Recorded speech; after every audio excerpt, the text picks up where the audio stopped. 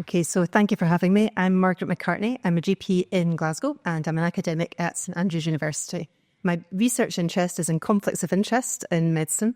My long-standing interest has been in overdiagnosis and overtreatment.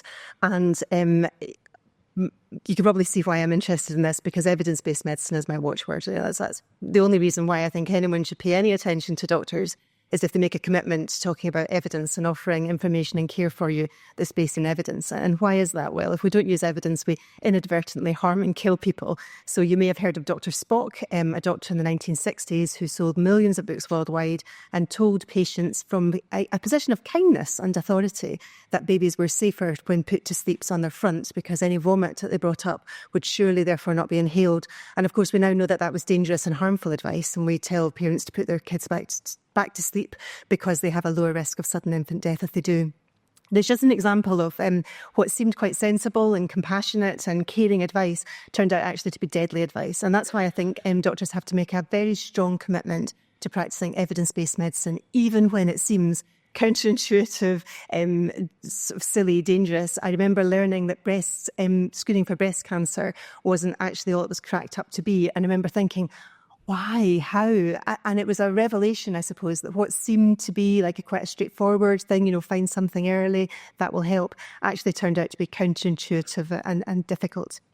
So I've been a GP now for quite a long time, and the pattern that I started to notice in the last decade or so was something that I'd felt I'd seen before, and I'd seen before in a different form in terms of anorexia and in terms of self-harm, cutting behaviours. And the pattern was that of young adolescent women hating their bodies and growing up in a society where sexual harassment and misogyny absolutely endemic. The pressure on the way to look or to be or to feel as a female was just oppressive.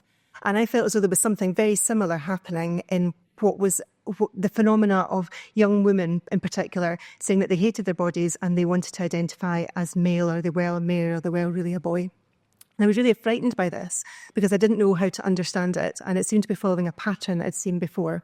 And I looked to the literature to see what was going on and what was happening. Now, in medicine over the last decade or so, there's been a strong tradition of patient partnership, and much of that has been fantastic. Patients come to an arrangement with doctors, you have discussions about the evidence, work out, try to help each other. What are the questions that patients have? How best should we answer them?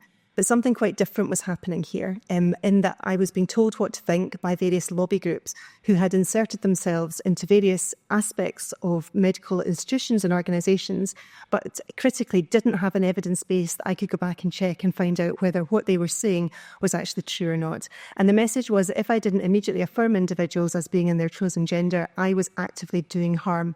Now, most people go into medicine because they want to do good things, and the idea that you might be causing harm to your patients by your attitude is really quite frightening. And when I came to this originally, I was concerned about it, and then I became quite angry and upset about it when I discovered that the Royal College of GPs had taken £11,000 from an organisation who put an educational platform into the RCGP learning website that said if you don't immediately affirm people in their chosen gender, you will be contributing to harm for them. And I was so outraged about this and the lack of evidence for it. It did eventually get removed, but it was quite a bruising experience. And at that point, I realised just how many people had some awareness that there wasn't much evidence going on here. There may well be harms that are going on, but we're afraid to speak up. Now, I have written for a long time in the lay press, and I always consider it a privilege to be published and not a right. But for the first time in my professional life, the usual left-wing outlets I would quite often write for would not accept anything questioning or raising issues or concerns in this. And that made me even more frightened because I was worried that we were making a category error. I've written a paper which is freely available in the British Journal of General Practice about what we've termed delicate diagnoses, which are diagnoses that occur in society, but which are massively influenced by what's going on elsewhere. So pharmaceutical lobbying groups, provision of private practice, single issue groups. I'm sure you can think of lots of areas of medicine which fall into these categories and where diagnostic rates and the treatments that we offer for them are not predicated by what's the evidence on something, but it's predicated by what's happening externally, the pressures that put on doctors to prescribe. I'm going to close over because I saw that yellow card. But But in general, I kind of disagree a bit. I don't think we've forgotten ethics. I think that the problem is that doctors are being filtered through this message that the ethical thing is to go around the gender affirmation and treatment route. They're kind of hearing that that's the ethical thing to do. But I think we need to raise the evidence hand and say, well, actually, the evidence is telling us something very difficult and very different. I believe that most people in healthcare are trying to do their best. There's always going to be bad actors. But I do believe that the majority of people out there do have similar concerns and are finding it hard to raise them. And I see my job here as trying to support people to raise concerns in helpful and constructive ways so that we can get people the care and attention that they need and which is evidence-based. Thank you.